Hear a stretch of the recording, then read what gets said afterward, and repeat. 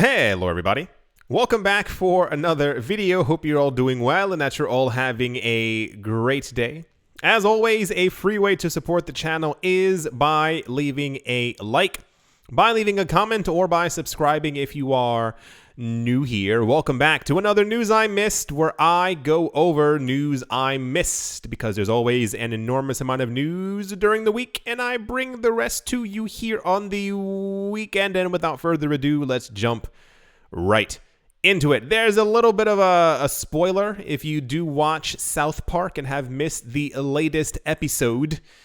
Just spoiler warning alert you right now. South Park, the animated TV series that often tackles topical issues with a comedic twist, showed Bitcoin being used as a mainstream means of payment in the not-too-distant future. In the episode where they live in a world after 19, in the 24th season, Jeez Louise, which aired on Thursday, South Park depicted one of the show's protagonists, Marsh, paying for a stay in a motel using Bitcoin roughly 40 years from now, when 19 is jokingly about to end for good. The fictional Super 12 Motel Plus in a future where nearly all brand names have plus and max included, only accepts Bitcoin and other cryptocurrencies, with the show having Marsh pay using a plastic card with the BTC logo and a QR code. And then this character, I assume right here, says, "It's the future. We've all decided centralized banking is rigged, so we trust more in fly-by-night Ponzi schemes," said the motel clerk. I still haven't seen the episode. I have to watch it now. I haven't watched South Park in a very long time. Yeah, so we continue the theme of shows talking about Bitcoin. This has happened on The Simpsons. I think it happened on Rick and Morty. I mean, it's happened every single place it has ever had an animated TV show. So cool. Does anyone still watch South Park? I haven't. I mean, it's been a very long time. I even stopped watching Family Guy a while back. It also got a little stale. I like American Dad. If you happen to have Disney Plus, start watching some American Dad. Like, not the first 6 seasons, but why am I telling you this? The point is, Bitcoin was on South Park. And that, of course, makes cryptocurrency news because it's free press advertising for us. So I guess it's just how it works. Yeah. Let's move on. Next up, Australia's superannuation fund Rest Super. If that all sounds crazy, it's because the name doesn't sound nice. The name of the fund is Rest, and this one's called Rest Super. Is set to become the first retirement fund in the country to invest in cryptocurrencies. The fund has more than $46 billion worth of assets under management and around 1.8 million members. Superannuation is the equivalent of a 401k or individual retirement account in the US and is compulsory for all employees. Until now, the $2.4 trillion sector has been extremely cautious about crypto. During Rest Super's annual general meeting on Tuesday, the firm's chief investment officer, Andrew Lill, told members that the company sees digital assets as an important part of its portfolio moving forward, but will proceed carefully and cautiously, because they can't be like, yeah, we're going to fly as quickly as possible, make sure that things break. Noting that it's still a very volatile investment, so any allocation exposure we make to cryptocurrencies is likely to be part of our diversified portfolio, as initially a fairly small allocation that may, over time, wink, build, end quote. Cool. I know a lot of people don't care about the idea of retirement or saving and stuff like that, but if you are here, I hope that the idea of you saving and investing and retirement is a very prominent topic in your mind, because I have met many people over the course of the years who don't plan on preparing for retirement until they're in their 50s. Why would they want to do that? I'm not really sure, but I don't have time to deal with stuff like that. So the idea that any company, investment, office, whatever, I don't care what you are, a fund, thinking about putting allocations into cryptocurrencies means that they've done their research and they understand and realize that cryptocurrencies are probably going to be around for a very long time. So I like, the the allocations into it. Here's the actual website just to show you, because it was also one of the links on the other thing. Yeah, it says why rest in rest super. I don't get it. I assume if you say it 1,000 times, it starts sounding normal. But rest super sounds like a... Anyway, that's the Australian pension funds are finally seeking exposure to cryptocurrencies because I assume someone there understands what the future is going to be like. And yeah, let's move on. Next up, in super surprising news that no one was expecting, in new filings with the US SEC, banking giant Morgan Stanley has revealed that some, wink, of its funds have added Bitcoin exposure in quarter 3 of this year.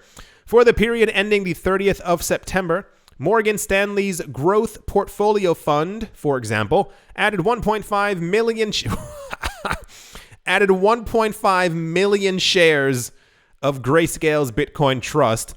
Similarly, 1.5 million is a lot.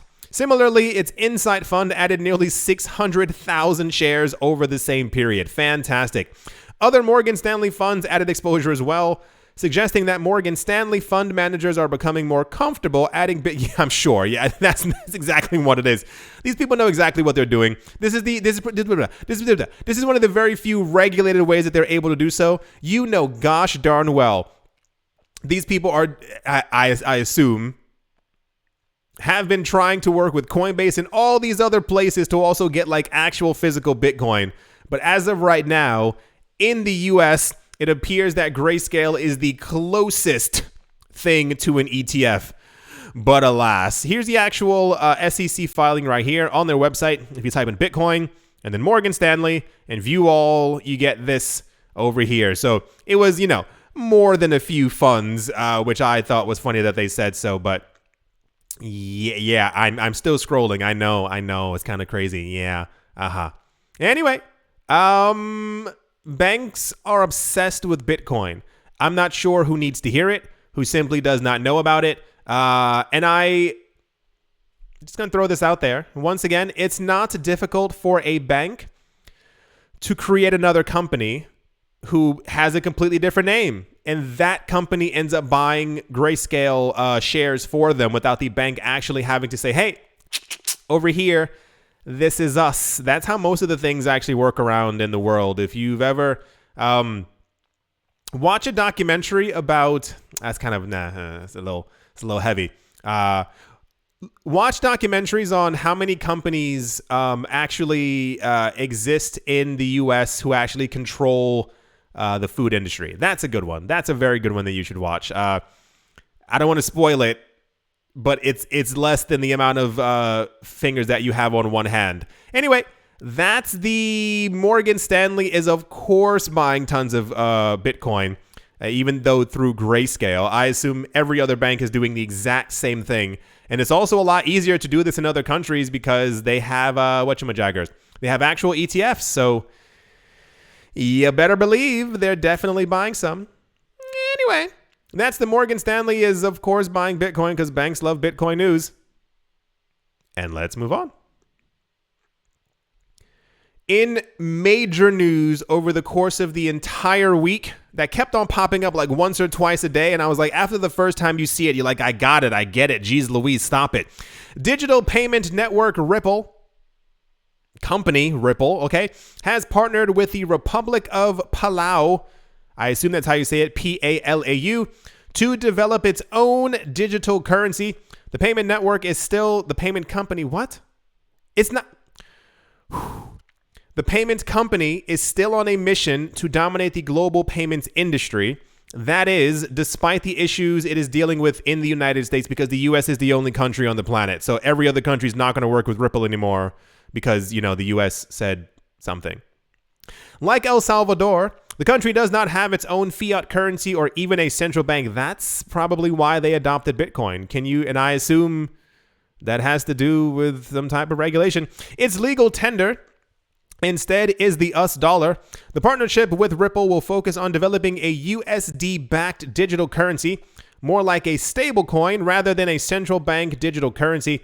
This currency would help facilitate cross-border payments for the nation. According to a Tuesday announcement by Ripple, the partnership will focus on developing strategies for cross-border payments. The implementation of this plan means that Palau would have the world's first government-backed national stablecoin. I'm going to throw this out there. Maybe somebody will catch it. I feel like at this point, maybe this exists. I don't think so based on this article. Why doesn't Ripple just have their own stablecoin at this point? I know. I got it. XRP, I got it. Cool, amazing. But hear me out. People are allegedly still going to be using XRP for a number of other things in the cryptocurrency space. They've partnered or have tried to partner with, I think, 2 or 3 countries over the course of the last couple of years.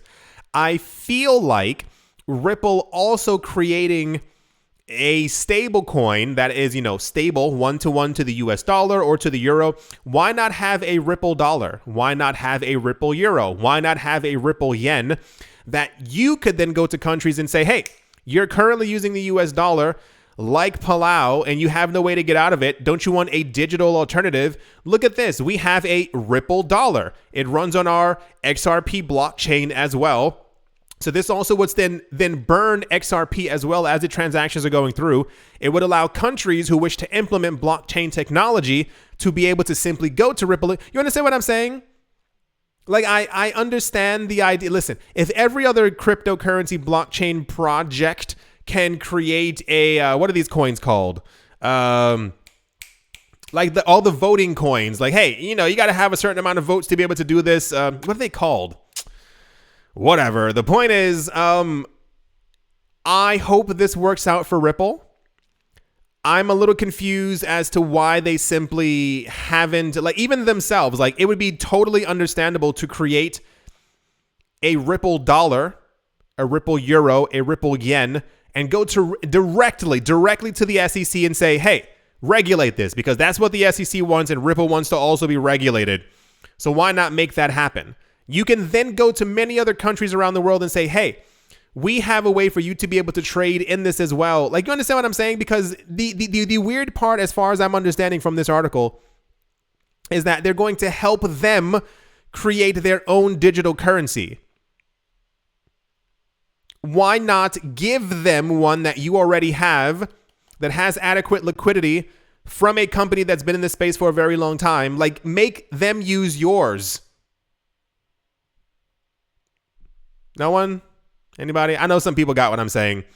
Because, either to tell them to use XRP or don't help. Whatever. I don't know. So many things in the space just don't make sense. And I assume that a lot of it maybe has to do with, of course, internal discussions. But why, as a company, if every other cryptocurrency exchange has their own coin or multiple stable coins, especially with many other people in the space, if you are, especially as Ripple, are trying to differentiate yourself from XRP, why not create another currency that you say, this is the one that we're going to focus on, or these 3 stable coins, and XRP kind of exists and it's on its side for NFTs or for whatever people plan on using XRP for.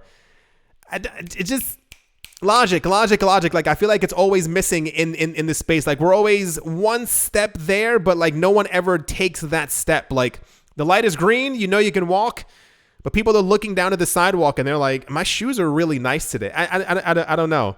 Anyway, I hope it works out for them. I hope, all right, I'm going to move on because this is infuriating me. All right.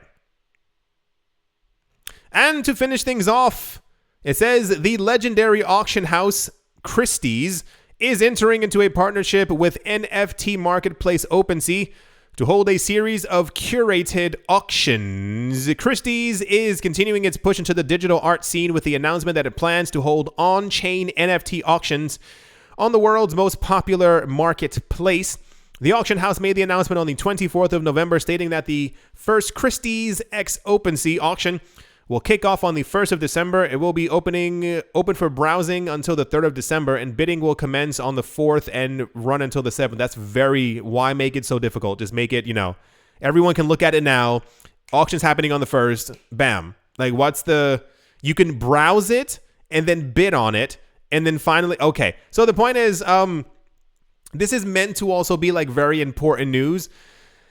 But Christie's and Sotheby's have been in the cryptocurrency space for at least a year now. They've been selling all the punk apes and the ape monkey punks and the other bored yacht people and stuff like that. So they've been here for quite a while. I assume this is a partnership to trying to simply get more bids. If you haven't been seeing all the OpenSea news the last week or two, what's it called? Volumes on OpenSea have exploded. Like, I mean, it's completely lost their minds once again. So I assume this is Christie's trying to also get a slice of the pie. So hopefully they have good stuff. I think I would be more excited if they were selling, really like blue chip stuff. Like, hey, digitized version of Banksy. I don't know, something like that. I don't know. And then like allowed for like fractional ownership. I think that'd be a little bit more exciting, because is it just like lamps and stuff? I don't know what they're going to be doing. Anyway, that's the Christie's news. I wish them the best of luck. I know they're going to make millions, so I don't really have to give them any of my luck. They'll do fine just without me. Alrighty. Yeah. I do hope that you all, I don't know why I make that like that dog sound, like, yeah, like I do it at the end of every single video. I've been noticing it, and I'm like, why do I make these noises? I do hope that you all enjoyed. I do hope that you all are having a great day, a great morning, a great afternoon, a great evening, wherever you are, wherever you might be. I do hope that it is absolutely fantastic. I was tapping my foot as I did that. Thank you all once again for watching and or listening. And I will most certainly be talking. I'll see you all soon. See you. I forgot the ending. I don't know why.